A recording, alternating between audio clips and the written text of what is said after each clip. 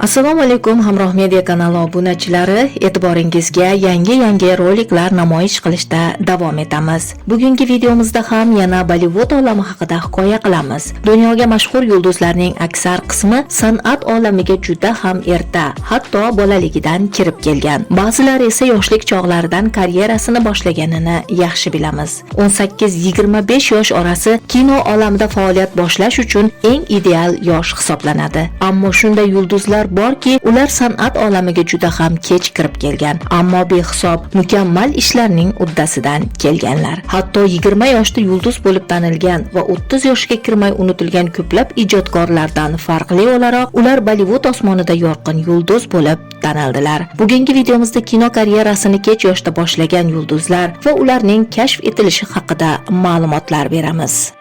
Videoni boshlashdan avval ochiqlama keltirib o'tishni lozim topdim. Videolarimizni internetdagi rasmiy veb-saytlarda joy olgan ma'lumotlar asosida tayyorlamoqdamiz. Agar berilgan ma'lumotlar haqida shubhangiz bo'lsa, bu borada eng ishonchli manbalarga ega bo'lgan Wikipedia, Indian Times, Bollywood Shoot, DNA kabi saytlarni ziyorat etib, ularning to'g'ri yoki noto'g'ri ekanligiga guvoh bo'lishingiz mumkin. Biz yulduzlar bilan uchrashib, ular bilan suhbatlashgan holda rolik tayyorlayotganimiz yo'q. Ammo biz foydalangan manbalar professional jurnalistlar tomonidan tayyorlangan va rasmiy gazeta hamda veb-saytlarda e'lon qilingan ma'lumotlardir. Shu bois ham ba'zi kuzatuvchilarimizga javob berishni lozim topdik. Bu voqealar sodir bo'lganda u yerda emasdik va bu ma'lumotlarni biz ularning og'zidan eshitmadik. Agar yozilgan mavzular ularga otilgan tuhmat bo'lganida edi, muallif bilan bu yulduzlarning huquqiy kurashlari haqida ma'lumotlar berilar va bu manbalar har yerdan o'chirib tashlanar edi.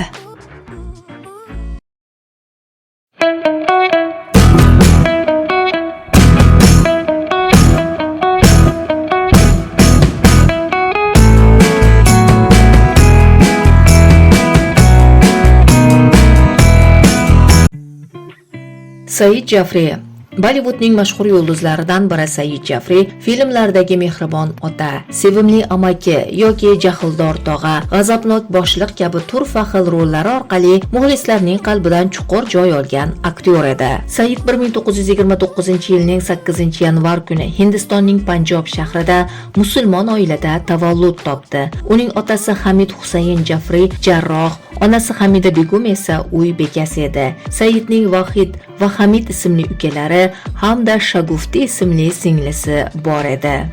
Otasining doktorlik kasbi sababli Jafri oilasi Hindistonning turli shaharlarida yashashga majbur edilar. Chunki davlat ularni bir necha yil davomida boshqa viloyatlarga yuborardi. Shu bois ham Said juda ko'p maktablarda o'qidi. U o'quvchilik paytlarida ko'plab kinofilmlar tomosha qildi va o'zi ham aktyor bo'lishni orzu qila boshladi. Shuning uchun ham har doim maktab teatrlarida rollar ijro etdi. Yuqori sinfda o'qiyotgan vaqtda esa nafaqat hind, shu bilan birga ingliz filmlarining ham muxlisiga aylandi va san'at olamiga kirishni niyat qildi. Ulg'aygan Said o'z maqsadiga erishish uchun kurashdi va nihoyat san'at olamiga ilk bor radio boshlovchi sifatida qadam bosdi. Ammo bu ishidan shu qadar oz maosh olardiki, bu pul uning bir uyni ijaraga olishi uchun yetmasdi. Shu bois ham u oylarcha ishxonasining orqasidagi parkda o'rindiqda uxladi. Nihoyat hamkasblardan biri uni o'zining ijaradagi uyiga xonadosh qilib oldi. Oradan o'tgan yillar davomida uning karyerasi tobora boyib bordi. Hindistonda adabiyot yo'nalishida magistrlik darajasiga qadar ta'lim olgan Said keyinchalik Amerikada aktyorlik borasida tahsil ko'rdi. Said Jafri hayoti davomida radio, televideniya, teatr va kino sohasida faoliyat olib bordi. Garchi Said Jafrining hind va ingliz muxlislari uni radio va televideniyada boshlovchi, teatr va film aktyori yoki televideniya shoularining sevimli mehmoni sifatida tanisalar-da, o'zbek tomoshabinlari uni hind filmlaridagi unutilmas performanslari, rang-barang obrazlar orqali yaxshi taniydilar. Said Jafri Bollywoodga ilk bor 1958-yili 29 yoshida aktyor sifatida kirib keldi. Ammo bu juda ham kichik epizodik rol edi. Oradan 11 yil o'tib, 40 yoshida ikkinchi bor hind filmida rol ijro etdi. Ammo uning Bollywooddagi aktyorlik hayoti 1974 2014-yildan so'ngra jadallashib ketdi. Bu vaqtda 45 yoshdan oshgan Said filmlarda ota, amaki yoki boy xo'jayin rollarini ijro etardi. Garchi u bu vaqtga qadar ingliz filmlari va seriallarda ham ko'plab obrazlar yaratgan bo'lsa-da, Bollywoddagi chiqishi unga eng katta omad olib keldi. Hind filmlaridagi rollari orqali uni faqat Hindiston, shu bilan birga sobiq Sovet mamlakatlarida ham muxlislar orttirdi. Said Jafri 1958-yilda aktrisa Madhur Bahadur bilan oila qurdi. Ularning bu turmushdan 3 qizlari Ziya, Mera va Sakina dunyoga keldi. Said va Madhur 1966-yilda ajrashdilar. Said ikkinchi bor aktrisa Jennifer Sarel bilan 1980-yilda oila qurdi va xristian diniga o'tdi. Said Jafri 2015-yili 86 yoshida Londondagi uyida insult kechirdi va shifoxonaga olib borildi. Ammo butun muolajalarga qaramay olamdan o'tdi. U garchi bu dunyoni tark etgan bo'lsa-da, Bollywood osmonida hech so'nmagan porloq yulduz bo'lib qoldi.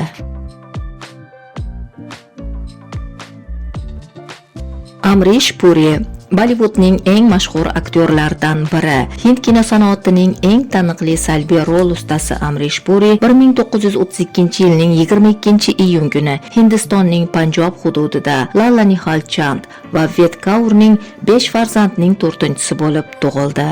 U maktabni bitirguniga qadar Panjobda yashadi. Amrishning yaqin qarindoshlaridan biri Kundal Lal Saigal Hind kino sanoatida faoliyat olib borayotgan aktyor va qo'shiqchi edi. Kundanning san'at olamidagi hayoti Amrishning akalari Madan va Chaman Purini ham o'ziga jalb qildi. Qarindoshi kabi san'atkor bo'lishni, yulduz bo'lib porlashni orzu qilgan aka-ukalar Madan va Chaman Puri o'z orzularining izidan ketib Mumbayga ko'chib o'tdilar. Nihoyat omadlari kelgan aka-ukalar kino olamiga kirib keldilar va katta-kichik rollar o'ynay boshladilar. Maktabni tamomlagan Amrish ham akalari kabi yulduz bo'lish niyatida 1950-yili 18 yoshida Mumbayga keldi. Ammo bir necha kastingda qatnashib omadsiz bo'ldi. Uni hech qaysi rejissyor film uchun tanlab olmadi. Noiloj qolgan Amrish Mumbayda sug'urta shirkatiga ishga kirdi va bu yerda ishlay boshladi. Ammo yuragida yonayotgan aktyor bo'lish orzusiga qarshi chiqa olmadi. Shu bois ham shahardagi havaskor teatrda aktyorlik qila boshladi.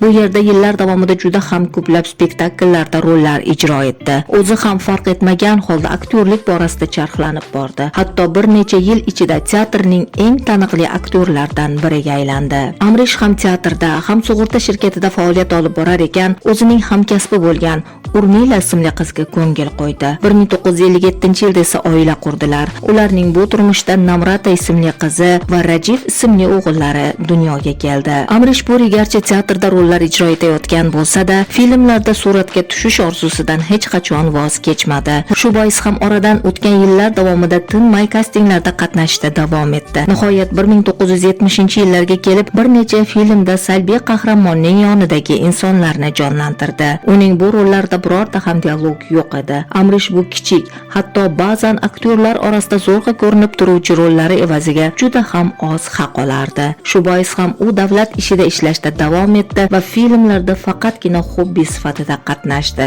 Nihoyat 1980-yilda Ajralmas beshlik filmida Amrish Puri o'zining ilk asosiy salbiy rolini ijro etdi. Bu film tomoshabinlar orasida superhitga aylandi. Aynan bu film orqali uning betakror ovozi, performansi, imiji va aktyorlik mahorati kashf etildi va bu uning Bollywood osmoniga yuksalishining boshlang'ichi bo'ldi. Bu filmdan keyin uning boy va samarali ijodiy hayoti boshlanib ketdi. Ajralmas beshlik filmi suratga olinayotgan vaqtda Amrish Puri 48 yoshda edi. Garchi u o'z orzulariga kech erishgan bo'lsa-da, boy va sermazmun filmografiyasi bilan Bollywoodda boy meros qoldirdi. Hatto Bollywoodning salbiy qahramonlar qiroli bo'ldi.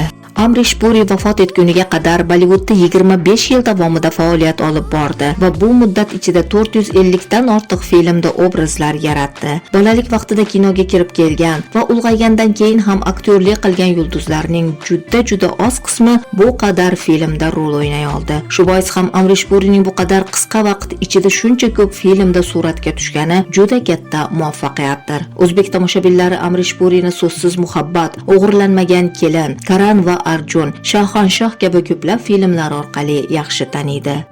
Amrish Puri juda ko'plab mukofotlar va unvonlar bilan taqdirlandi. 2004-yilda nodir ko'rilgan qon saratoniga chalindi va dekabr oyining o'rtasida Hinduja shifoxonasida xastaligi bilan bog'liq bosh miya amaliyoti o'tkazildi. Ammo oradan 16 kun o'tib, ya'ni 2005-yilning 12-yanvar kuni ertalab soat 7:30 da komaga kirdi va vafot etdi. Bir kun so'ngra 13-yanvar kuni esa janoza marosimi o'tkazildi. Amrish Purining vafotidan keyin Bollivud uning o'rnini bosuvchi salbiy qahramon aktyori topa olgani yo'q. Uni tanigan va u bilan birga ijod qilgan insonlarning barchasi Amrish Purini obrazlarining aksincha hayotda juda ham ko'ngilchan, rahmdil va quvnoq inson sifatida xotirlaydilar.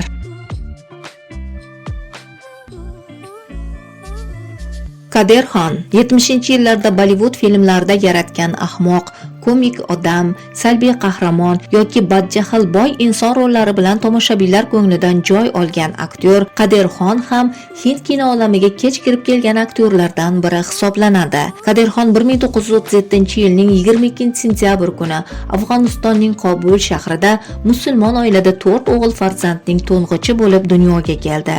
Kaderning otasi Abdurrahmon Xon afg'on, onasi Iqbol Begum esa pokistonlik edi. Xon oilasi Kaderning bolaligida Hindistonning Mumbay shahriga ko'chib keldilar. Bu shaharda ulg'aygan Kader institutda qurilish muhandisi sohasida tahsil oldi. 1970 va 75-yillar orasida esa Mumbaydagi Sabu Siddiq muhandislik kollejida professor sifatida faoliyat ko'rsatdi.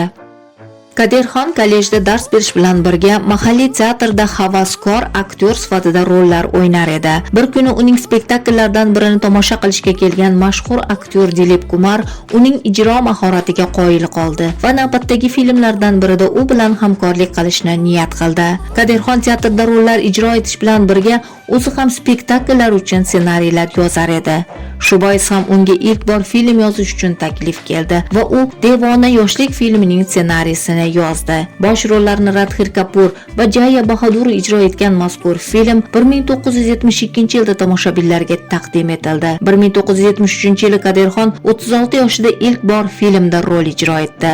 Bu rejissyor Yash Chopraning bosh rollarini Rajesh Khanna va Sharmila Tagor ijro etgan Dog' filmi edi. Kader Xon bu kartinada bir advokatning yordamchisi rolini ijro etdi. Bu filmdan keyin uning boy va samarali karyerasi boshlanib ketdi. Kader Xon ham aktyor hamda ssenarist sifatida sermazmun ijod qildi. U filmlarda ba'zan ahmoqona komik rollarda, ba'zan qattiqqo'l ota, ba'zan esa yomon niyatli dushman sifatida namoyon bo'ldi. Garchi u ham kinoga boshqa hamkasblariga nisbatan kech kirib kelgan bo'lsa-da, tomoshabinlar va kinotanqidchilar tomonidan sevib qarshi olindi. U aktyorlik karyerasi davomida 40 ga yaqin filmda turli xil obrazlar yaratdi. Shu bilan birga komedian va ssenarist sifatida ham nom qozondi. Kader Xon turmush o'rtog'i Azra Xon bilan birga baxtli hayot kechirdi va ularning Quddusxon, Sarfarazxon va Shahnavozxon ismli 3 nafar o'g'li dunyoga keldi. Kader Xonning farzandlari ulg'aygach Kanadaga ko'chib ketdilar va u yerning fuqaroligini oldilar. Keyinchalik sog'lig'i yomonlashga boshlagan Kader Xon farzandlarining yoniga Kanadaga ham davolanish hamda o'g'illari bilan birga yashash uchun ketdi. Bosh miyasidagi xastalikka bog'liq falajlikka yo'liqqan aktyor olib borilgan muolajalarga qaramay Kanadada 2018-yil 31-dekabr kuni 81 yoshida olamdan o'tdi. Boman Irani Bollivudning kech porlagan yulduzlaridan yana biri aktyor Boman Irani 1959-yilning 2-dekabr kuni Hindistonning Mumbay shahrida asli Erondan ko'chib kelgan Zardusht oilasida dunyoga keldi. U tug'ilishdan 6 oy avval otasi olamdan o'tdi. Boman oiladagi 3 qizdan keyin dunyoga kelgan yagona o'g'il farzand edi. U bolaligidan disleksiya, ya'ni biror nimani o'rgana olmaslik yoki o'rganishda juda katta qiyinchilik chekish muammosi bilan kurashdi va ulg'aygani sari uni yengdi. Boman maktabni bitirganidan keyin Mumbaydagi Mithabai kollejida 2 yillik ofitsiantlik ta'limi oldi. Shu bilan birga bu yillarda, ya'ni 1981-83-yillar orasida mashhur aktyorlik mahorati ustozi Hanraj Sinhaniyadan aktyorlik borasida ta'lim oldi. Kollejni bitirganidan so'ng Toj Mahal mehmonxonasida ishlay boshladi. Shu bilan birga maktab, kollej va institutlarning kriket va futbol bellashuvlarida fotograflik qildi. Asta-asta uning fotolari insonlarning e'tiborini torta boshladi va kunlardan bir kun unga Mumbaydagi dunyo boks chempionatida fotograflik qilish taklifi keldi. Shundan so'ng u Hindiston boks federatsiyasining rasmiy fotografi sifatida faoliyat boshladi. Boman Irani bu sohada mustahkam karyera yaratdi va dunyoga tanildi. Bu orada mahalliy teatrda katta-kichik rollar o'ynadi va hatto bir necha serialda ham epizodik rollar ijro etdi. 2000-yilda esa unga reklamada suratga tushish taklifi keldi va albatta u buni qabul qilib, bir necha reklamada suratga tushdi. 2003-yilda ilk bor bosh rolini Saif Alixon ijro etgan Qo'rqishga ruxsat yo'q nomli kartinada epizodik rol o'ynadi. Uning bu filmdagi epizodik roli kinotanqidchilarning e'tiborini o'ziga jalb etdi. Shu bois ham ayni yili suratga olishi rejalashtirilgan Munnaboy MBBS filmidagi doktor Astana roli uchun Boman Irani taklif qilindi. Bu film ilk namoyish etilgan kundan boshlab muvaffaqiyat qozondi. Bu film ijodkorlariga katta omad olib keldi. Jumladan aktyor Sanjay Dutt uchun kinosanoatdagi ikkinchi bahor bo'lgan mazkur kartina Boman Iranining kashf etilishiga sabab bo'ldi. Bu film orqali Iranining bir onda yulduzi porladi. Mazkur kartinadagi ikkinchi darajali roli aktyorga Bollywood eshiklarini ochib berdi. Bu vaqtda 44 yoshda bo'lgan aktyorning mazkur filmdan so'ng aktyorlik karyerasi boshlanib ketdi. Hatto keyinchalik Munnaboy 2 va 3 savdoyi filmlardagi rollari orqali Filmfar mukofotiga loyiq topildi. Boman Irani bugunga qadar juda ko'plab filmlarda rollar ijro etdi va obrazlar yaratishda davom etmoqda.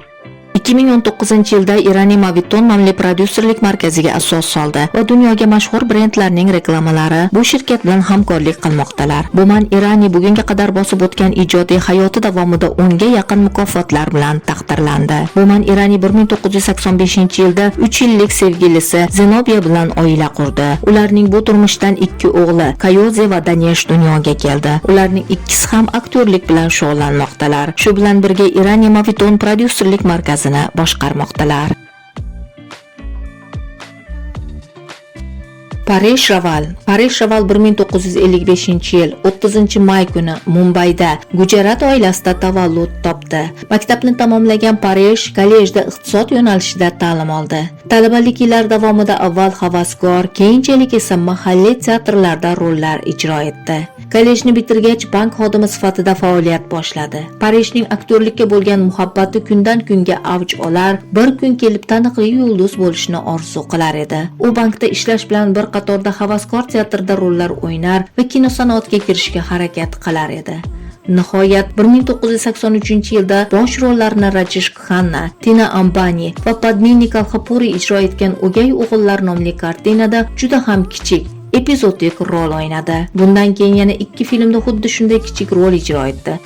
Va nihoyat 1986-yilda 31 yoshida bosh rolini Sanjay Dutt ijro etgan Ism nomli triller kartinada Beshafqat kontrabandist rolini o'ynadi. Uning bu obrazi nafaqat kinotanqidchilar, shu bilan birga tomoshabinlarning ham olqishiga sazovor bo'ldi. Shu tariqa Paresh Rawalning Bollywooddagi ijodiy karyerasi boshlanib ketdi. U asosan salbiy qahramonlarga jon berar, o'zining kuchli aktyorlik mahorati bilan rol o'ynamas, filmda qahramoni siymosida yashar edi.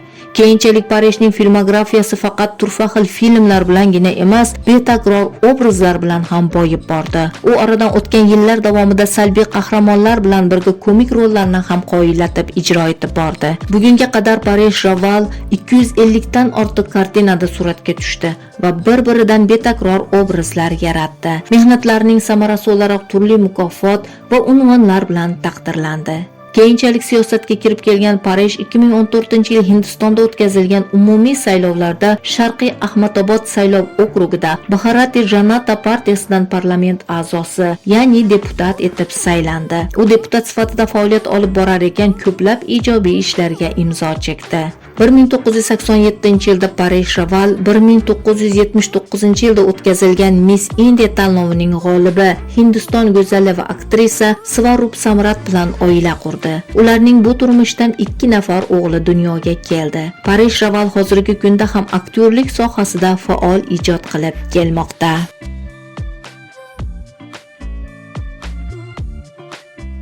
Kiron Kher Aktrisa, qo'shiqchi, boshlovchi, siyosatchi va prodyuser Kiron Kher ham Bollivud olamiga boshqa hamkasblariga nisbatan kech kirib kelgan yulduzlardan biri hisoblanadi. Asl ismi Kiron Thakur Singh Sandhu bo'lgan aktrisa 1952-yilning 14-iyun kuni Hindistonning Bengalor shahrida Panjob oilasida dunyoga keldi. Uning otasi harbiy edi. Shu bois ham oila yillar davomida Hindistonning turli shaharlarida istiqomat qildilar va nihoyat otasi nafaqaga chiqqach, ular Chandigarhga ko'chib keldilar va u yerda yashay boshladilar.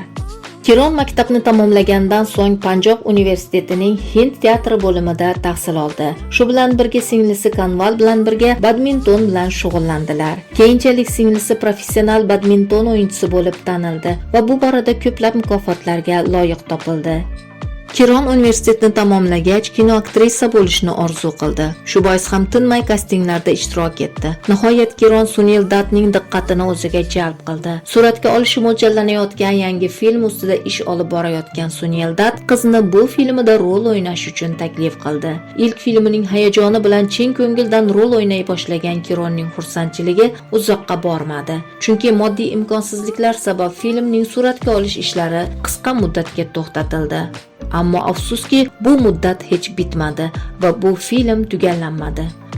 Bu omadsiz boshlang'ich so'ng qanchalar harakat qilsa-da hech bir proyektda rol topa olmadi. Aktrisa 1979-yilda aktyor Gautam Beri bilan oila qurgan bo'lib, balkim uning filmlarga taklif qilinmasligining sababi bu edi. Chunki u vaqtlarda turmushga chiqqan aktrisa uchun kino sanoat eshiklari yopilar, ularning karyeralari oila qurishi bilan yakun topardi. Ammo umidini yo'qotmagan Kiron 1980-yilda katta orzular bilan Mumbay shahriga ko'chib keldi. Faqat oradan 3 yil o'tib bir filmda rol ijro etishga muvaffaq bo'ldi. Uning bu kartinadagi ijro mahorati yuksak baholandi. Bu vaqtda aktrisa 31 yoshda va bir farzandning onasi edi. Shundan keyin uning uchun yana uzoq muddatli kutish jarayoni boshlandi va nihoyat oradan 4 yil o'tib yana bir kartinada suratga tushdi. Bu vaqtda garchi kinolarda suratga tushmasa-da, Kiron teatrda aktyorlik bilan shug'ullanar, shu bilan birga o'g'li Sikandarning parvarishi bilan mashg'ul bo'lardi. Keyinchalik turmush o'rtog'i bilan ajrashgan Kiron o'zi kabi ilk turmushdan ajrashgan aktyor Anupam Kher bilan tanishdi va oila qurdi.